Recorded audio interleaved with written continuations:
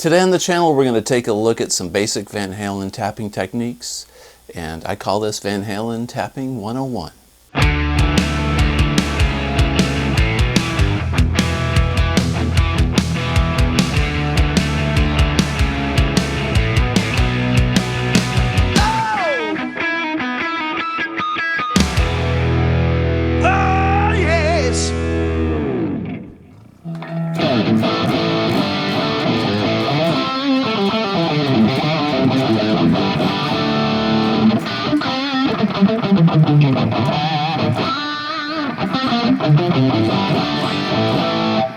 Hey everybody, welcome back to the channel. Today I'm going to show you some basic tapping techniques in the style of Van Halen.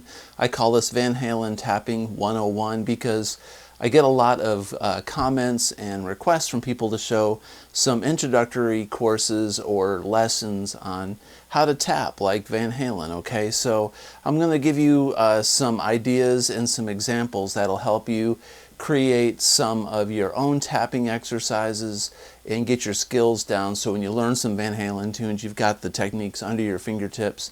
And I'll give you some concepts and ideas on how Eddie came up with some of the tapping things that he did in his songs I should say, and pretty much that's it.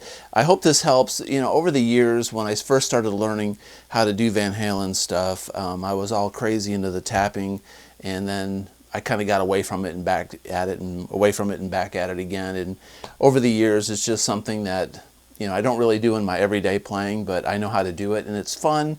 And as a tribute to Eddie, I think it's necessary to learn. So let's take a look at it. There's some shapes and concepts you have to understand. So a lot of what Eddie did was he took a lot of the same shapes and just moved them around, the same exact shapes in songs.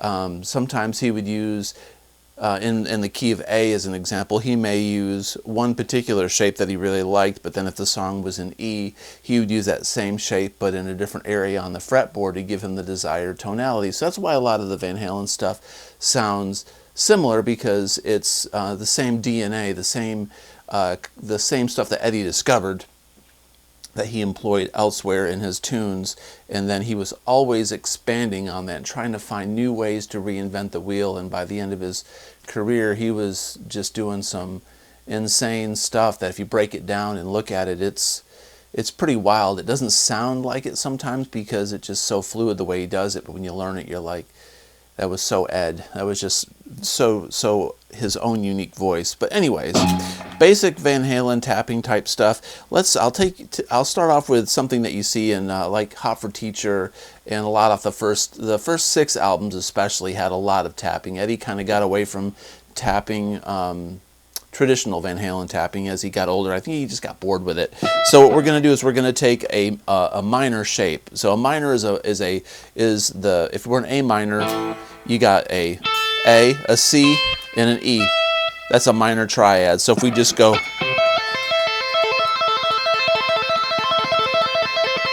very Randy Rhoads also. So what I'm doing there is I'm taking it's the 5, the 8, and the 12.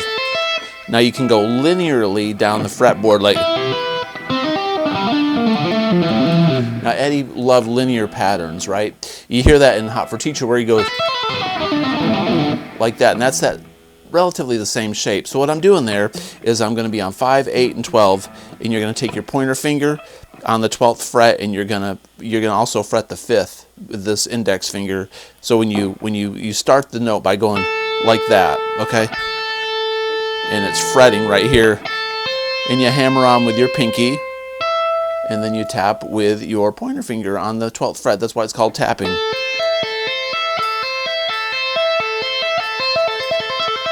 Now you're going to get really tired in your hand because your hand isn't, if you're new to tapping, stretching like this is very, very tiring. And if you don't work on it, even though I've been doing it for close to 40 years now, my hand still gets tired when I don't do this a lot. If it gets tired, shake it out, you know, stretch your hands out a little bit, and then go back at it. Now you can go down to the B string. Now one thing I'm doing with this hand is very important. I'm muting the strings. I'm on the fretboard and I'm holding these strings so they're not making a lot of extraneous noise.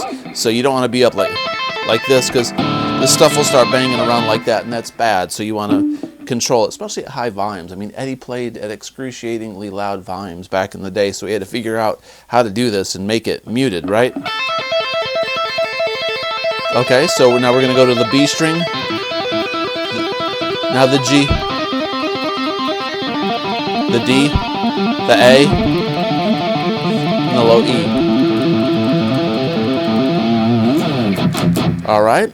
Now, what you can also do is you can do a major triad, which is the A, the C sharp, the E, and so it sounds like this. Okay. Slow it down. Speed it up. Go to the B string, the G, the D, the A, the E.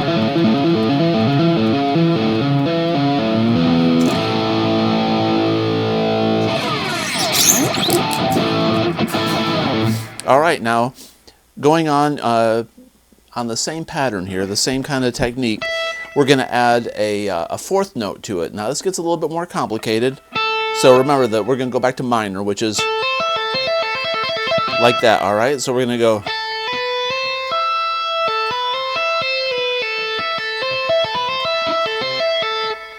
So this fourth note is going to be the 7th fret. I'm going to play that with my ring finger. So it's index, ring, pinky, and then pointer finger on the 12th.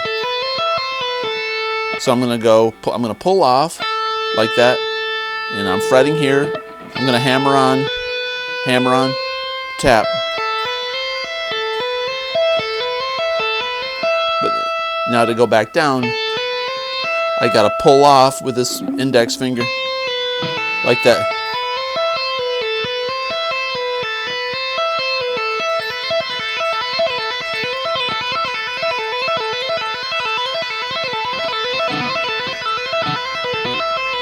Now that's how he starts the ending run of that beginning of Hot for Teacher. He goes.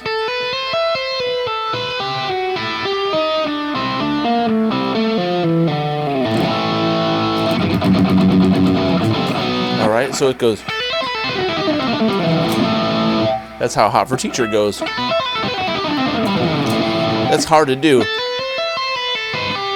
He doesn't go back up on each string, he just goes down. It requires accuracy, which sometimes I have, sometimes I don't. Accuracy to get your hand. You got to start with that hammer on with your pointer finger, then pull off.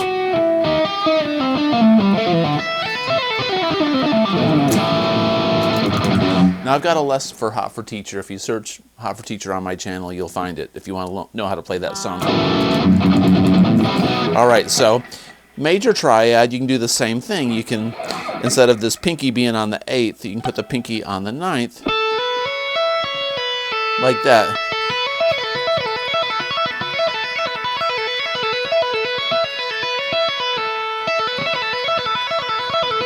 That's kind of pretty.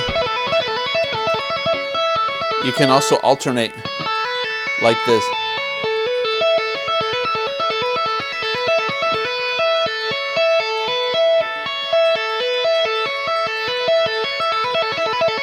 Check this out. Now when you go linearly down, meaning the same exact thing down each string, I'm going major, then 7, I'm doing the 2nd. I'm going to speed it up. Now check this out.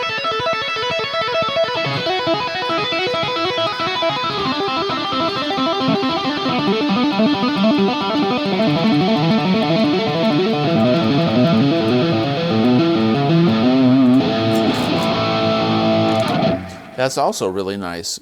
Now, another thing you can do, let's take this major triad. Actually, let's take the minor, like this, 5, 8, 12. You can bring your pointer finger down 1 fret, like that.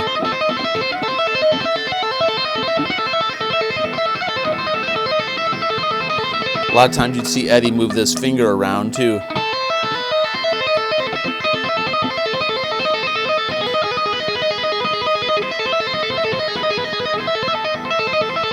And then you can slide this hand down. You can move this hand around a little bit. Now that doesn't sound like a Van Halen song, but that's a technique that Eddie employed. If you take the major triad,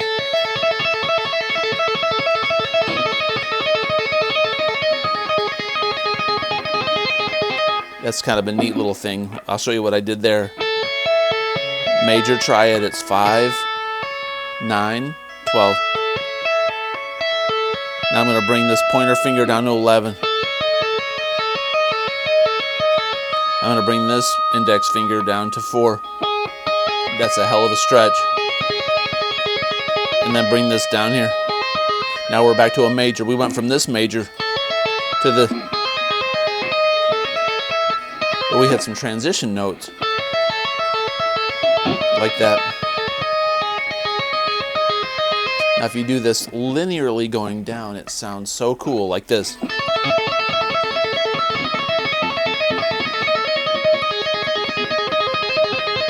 Next string. Now when you can go 12, 11, 12, 14. Land on the 11. Next string.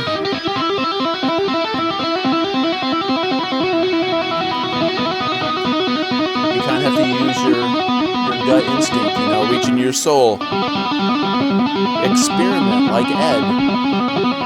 Discover stuff. That's how I learned this stuff. I dug, I researched, I sat on the edge of my bed for hours. You're panning for gold, man. Most of the time you come up with dirt, but sometimes you find a nugget.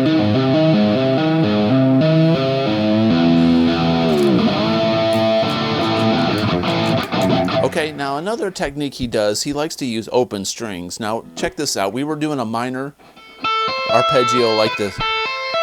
Now if you do A, C, E, that's an A, and that's an E, A, C, E.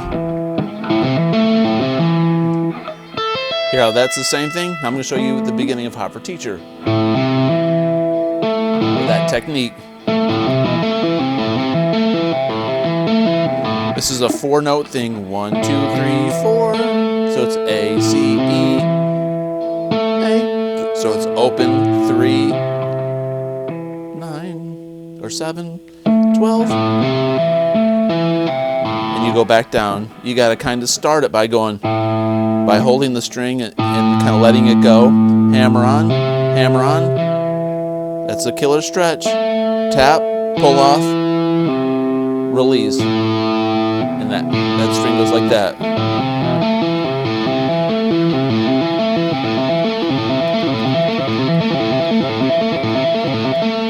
And then go up 2 frets.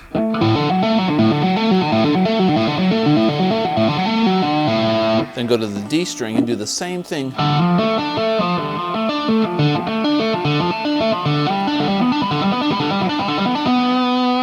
The G string. He goes back down. Now the very beginning of the lesson.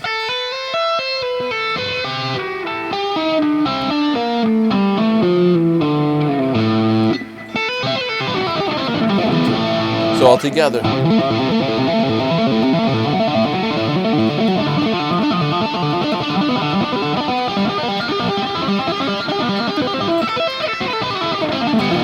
Can barely do it. But Eddie liked to use those open strings. And then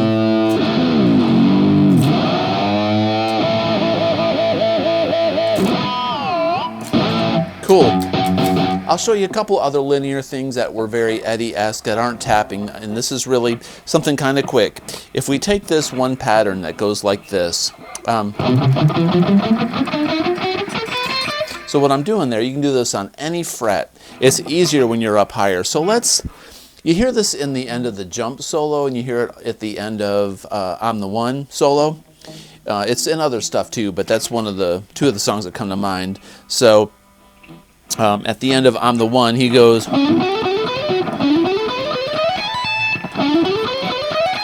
Okay, so all that is really is a lot of hammer-ons, meaning you're not even picking, and you can really scream and sail on this.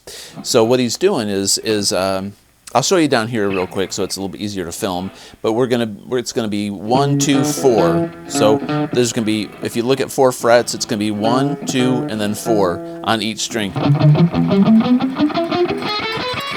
Straight up the fretboard. So if we do a down pick and hammer on, down pick, hammer on, down pick, hammer on. All right. And so if you want to get really fluent at this, you can take like your high E string and go. That's how I learned it long time ago. This hand's going.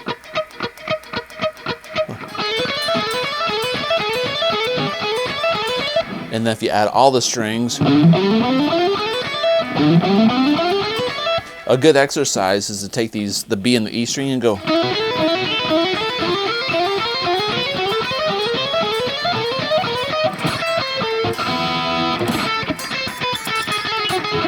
You know, that's it's in Spanish fly, right? So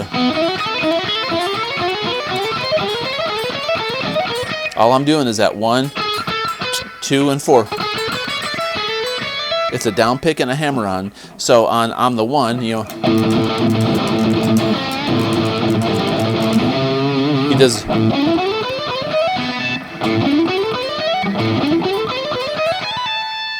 So what I did is I started on the A string on the 16th fret, and I went 1, 2, 4, and then I repeat, and then end on that A.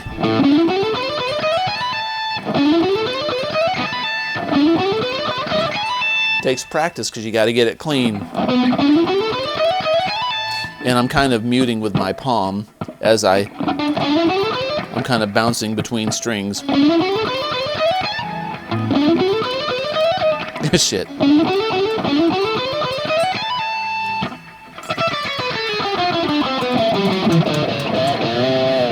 Alright, so that is another linear exercise, Edward Love. The last thing I'm going to show you is a hand killer. It's like a diminished lick, and I like to do it on this fret in particular. This fits like if you're doing a guitar solo like by yourself, or just trying to increase your dexterity and your hammer-ons and stuff like that. This is a great exercise, but take your middle finger, put it on the 12th fret. Okay, your middle finger is going to stay right on the 12th fret. Your pinky is going to be on the 15th fret. It's going to own that fret, and your index finger is going to own the 9th fret.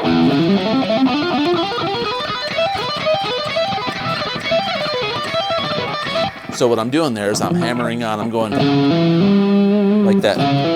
Then next string. So the same principle applies as this on the 1 lick. Right, but we're going to do it here. When you get up on the high E string, B and E.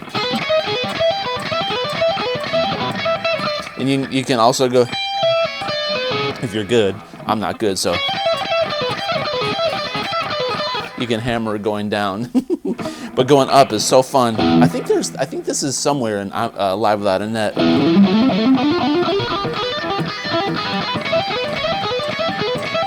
To this day, it makes my hand just feel like it's on fire, and I've got to take a break. But that's a really cool lick. Even if you alternate pick it and palm mute.